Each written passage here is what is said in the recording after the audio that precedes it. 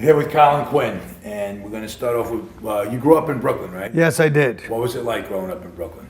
Well, I mean, it was a different Brooklyn. I grew up in Park Slope, which now, as you know, looks like a Swiss village.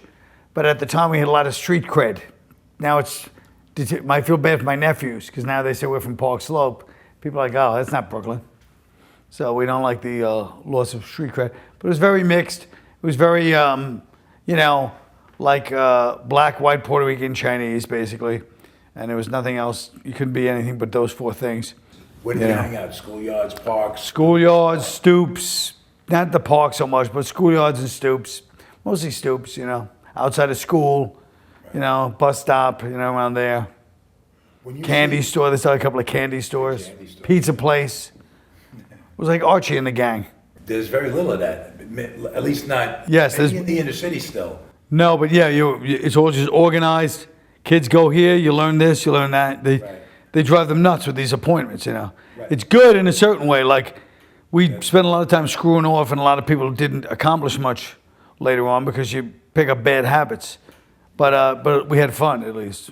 The advantage of growing up then was that you had fun. You were free to do whatever you want. You were free. Right. And just kind of, it was fun being a kid. You didn't have to, you just walk around all day and it was fun, with just a little bit of candy and stuff like that. And, so you kind of got to really feel like, you look back happily.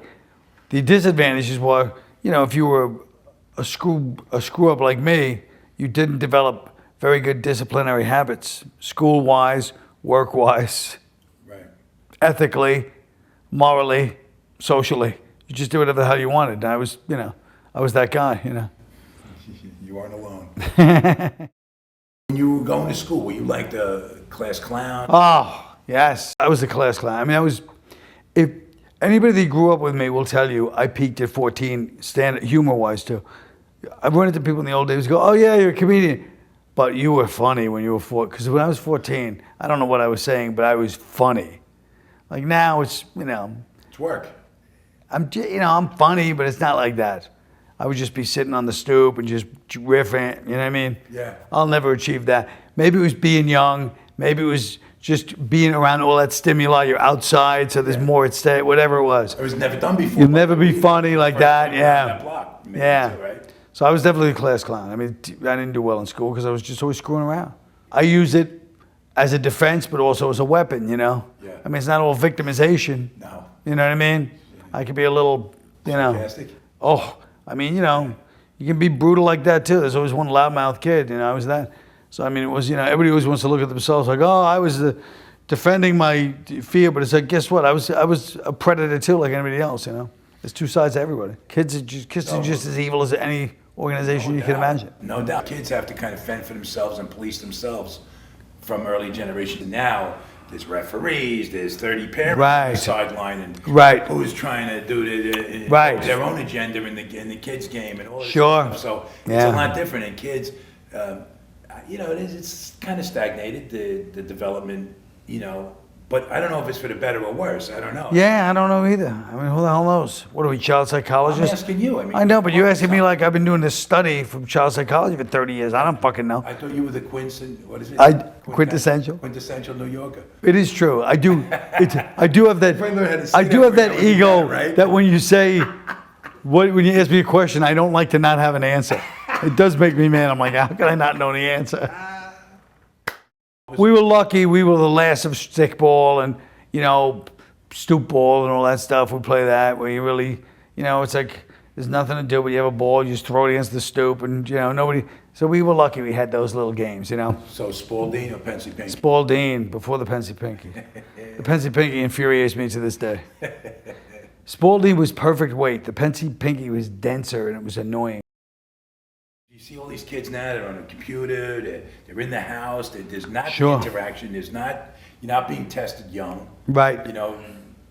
What are you made of, who you are, what decisions are you going to make, what are you going to stand for? You don't get to that till is that good or bad? I mean. Well, I used to have a routine in my act about how sports builds character. Yeah, if you're good. For the 5% that are good, it builds character. For the other 95%, it just reinforces the trauma and evil and gang mentality of the world. So guess what? If I was one of those kids, I'd probably be on a computer too. You know what I mean? I mean, I was okay. I was okay. Like nobody would ever. I was never disgraced. I could play basketball, but I had a hitch in my swing, and to this day it bugs me. And you know, I just wasn't fast. Yeah. I mean, the only thing I had was self-confidence. Like I thought I was great until the game started. Then I'd be like, well, how can I be mediocre or bad? But I always had a lot of self-confidence for some reason. You know, I'd be like, hey, I should be a quarterback. Yeah. Be like, but you suck. I'm like, what? And where did you go to school? I went to PS 321. I went to IS 88. I went to John Dewey High School. Okay. And what was that like?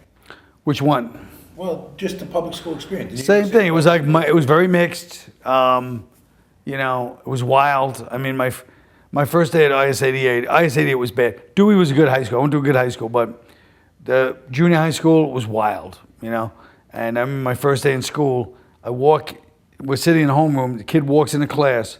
The homeroom teacher's there, drops him, walks out. I was like, oh my God, what am I in prison? I felt like I was in prison. My uncle was a teacher at Franklin K. Lane, and he was there when they lit the teacher on fire. They lit a teacher on fire in Franklin K. Lane during the riots, like 1969. It's dangerous, you know? Yeah. Do you remember? Not many people laugh at that, but Scott apparently finds it hilarious. Well, no, it's just... I literally said to him, you'll see when you play it back. I go, they lit the teacher on fire. He leaned back happily. No, I was thinking that your uncle has something to be grateful for there. That he wasn't the He one. wasn't the one set on fire. Literally get out Yeah. of unscathed. Although actually, he had a heart attack a few years after that and he quit smoking. So maybe if he'd been on fire, he would have quit smoking then. I don't know if that guy ever lived or What died. time did the guy that get lit on fire quit smoking? Everybody lived door to door almost on top of each other. You know what I mean? Like it was really, Parksville was like the first mixed neighborhood, I feel like. And it was like, it became more white over the years. One of the few places you could say first gentrification really, except for the Upper West Side probably. But no, it was really mixed. Okay. Everybody lived right near each other. Because I grew up, I remember the German, where the German neighborhood Right. was, and the Polish neighborhood was, and Yeah. the Irish, it was just really clearly like boarded out. Sure. Not that there weren't exceptions, and there were in every neighborhood. Of but course. It was clearly a Polish neighborhood. Well, you knew it was a Polish neighborhood. The street signs were going the wrong way. Right. And then the German neighborhood, they're sweeping. The Irish neighborhood. In fact, the Germans, they were hosing down the vomit from the Irish neighborhood from the night before. Oh, The good thing about interviewing any comedian, not just me, is there's never going to be a lull. There's never an uncomfortable silence. All we do is yap, yap, yap all day. If you do this kind of show and you interview comedians, you'll notice there's never a pause. We talk. We never stop talking. I catch myself doing this. It's so embarrassing. I don't let anybody even get a word in sometimes. And it's like the conversation's over and I feel bad. But it's over and it's like... Why? You could be the interviewer that doesn't let people talk. He just talks. Nobody's done I that. just need like the cutout. The cut like Rupert Pupkin. Do you ever see King of Comedy? Yeah. With De Niro when he's got all the cutouts, he's like, oh, Liza. He's doing a Liza Minnelli cutout.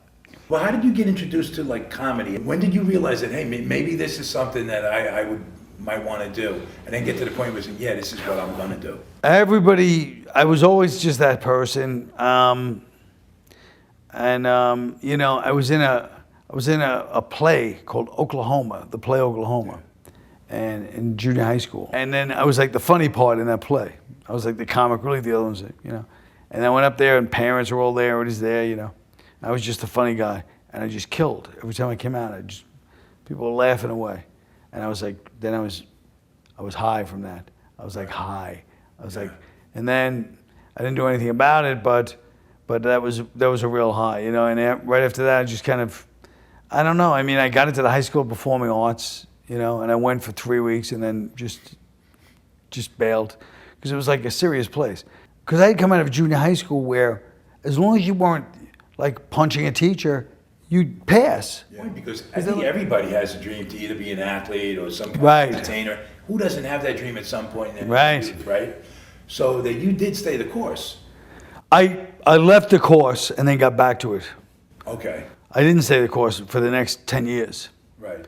I just left it completely. And then when I was bartending and had nothing else to do at night, I straightened out my life a little. Then I went back to it. Do you think that a lot of some of the best comedy and comes from dark places?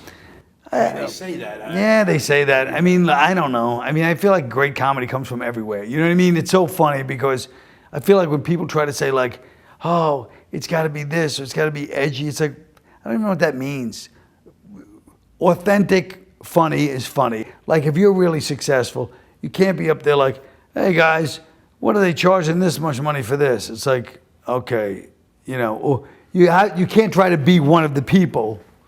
You just have to be yourself. So like Springsteen, after a certain point, has to stop singing about the unions. Right. At a certain point, it just doesn't. Right. And with comedy, you can't try that, but you still have to be yourself. It's a tough thing, but you can't pretend that you're living this life if you're really doing that well, because people are not going to laugh because, like, you know, you'll say the wrong thing. You know what I mean? It's not honest. It's yeah. Not true. When other comedians refer to you, there's a level of respect that you've garnered. To this day, I'm flattered by it. I love it. You know what I mean? I love it. Comedians. Yeah. What do you credit that to? I credit that to the fact that I was always a comedian's comedian, by which I mean the audience. If I had to rely on the audience for my career, I would have been starved to death years ago. But the comedians always loved me. You know, it's just the way it was. I don't know why. Just the way it is. I play inside baseball, I guess.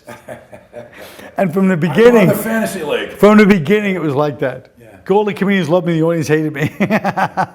What drives you then?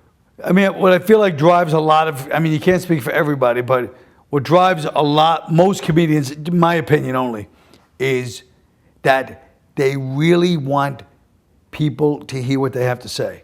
So I really want people to hear what I have to say on what goes on in this world. But I know if it's not funny, I'm not having fun and they're not having fun. Yeah. Nobody wants to hear my opinion. The only possible reason you would have to hear my opinion is if I can make you laugh. That's what would make me somebody you'd want to hear.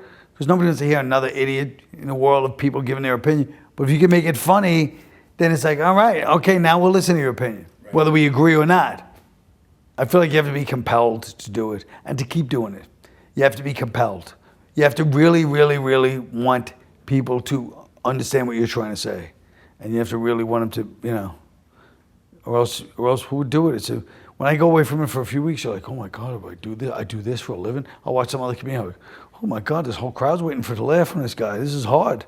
Well, I mean, is the reward, I mean, that rush you get when they do laugh? Yeah, you get a great rush. You definitely get a great high from it, you know. But I mean, that doesn't you know, after the show, you're fine. After 20 minutes, you're back to normal, you know. But it is like a high beforehand, too, when you're sick beforehand. Yeah. Like, I'm sick before I go on. For an hour before I go on, I feel sick. I'm like miserable, and I'm like, why did I do this? Why did I say yes? Why am I doing this? This is a mistake. So it is like a high, in that you're actually dope sick before, then you get up and do it, and then afterwards you're still high. Right. So it's got all those properties. When do you still go through that? Yeah, all the time. Yeah? All the time. I was at a gig Tuesday night, and I'm sitting there backstage like, no, this is a mistake. I shouldn't have done this. I should just go into like writing and stuff and stop doing this. You know, what are you doing? It's a bad movie. There's not enough people there. It's spread out. It's a weird vibe. You know what I mean? It happens all the time. Will you get past that? I guess it's part of it. I'm not past it by now, but then you get up there. In fact, I know you don't get past it because I did a gig with Bob Newhart a benefit, like a year and a half ago. Bob Newhart, I said, who knows how old he is? He's old. Yeah. And we're backstage, and he's going to, it's a benefit, so it's not a bad crowd. He's pacing backstage. I'm pacing backstage. We're both pacing, and we look at each other. He goes, yeah, you always pace. This is how it always goes. Like, he was saying it to me, but it was like a bonding moment. I was like, wow, you never get past it. Being like in part of the fraternity of comedians that you're in, like, they push you, like, to be funnier or to stay sharp, or they don't push you, but they push you in the sense that when you're watching them do their thing, you're like, I better up my game. Yeah, right. They don't. Yeah, they push you in the sense that you're like, oh, this guy's not gonna play. He's not laying back. What am I doing? I better up my game. And people say that to me all the time too. And I say it about them. I'm like, oh my God. And all the new comedians. You see all these new comedians coming in the last 10 years. Because you figure, we're the comedians now, and we'll just kind of go. No, these people where's this new material? You think it's all done, and they're coming up with new stuff. You're like, I better keep working because they're not playing games. They want it too, and they wanted, and they, it's their turn. So if you want to stay in this game, you better keep working. If you want to be funny, What was the high point of your professional career? What would you, for whatever reason? I mean, you could, This interview. Look at it. Now there's some bullshit. That's what you're supposed to. That's a high point. That's a practice. That's a real professional. You always say this. This is the high point. I mean, it's hard to say. I mean, I had a lot of things that were really high points. Saturday Night Live. The first time I was on Saturday Night Live doing The Lion was like a detox Lion. Right. I got to mention Fresh Pond Road Posse on. Yeah. So I mean, those are little moments like that. Those were the happy highlights. Because the first time I was on SNL, I was wearing a lion costume, and I'm on SNL right now. Because when it's live, they're not going to cut it. You're on right now. Yeah. And I was just so blown away by it. I was nervous, but I was like, this is the greatest feeling ever. So that was great. Then you got, long story short, was great, I mean, doing that, filming that special, and getting to put out what I, like representing what I think my comedy is, like that's, you got to be grateful for that stuff because not everybody gets to do it in comedy or in any job where you get to give your stupid opinion and craft it and then put it out and then people are like, oh, that's great. So it's those are the high points really, What about Tough Crowd? A Tough Crowd was my baby, yeah. I mean, that was definitely a high point. That was definitely, that was exactly the show that I would want to do, Yeah, I mean, I still can't believe that's still not going. Yeah, I think it was one of those shows that was like, like a lot of shows, like, oh, the audience doesn't like it, but we get it. But I feel like that was the other way around. It's the Lou Reed of. I feel like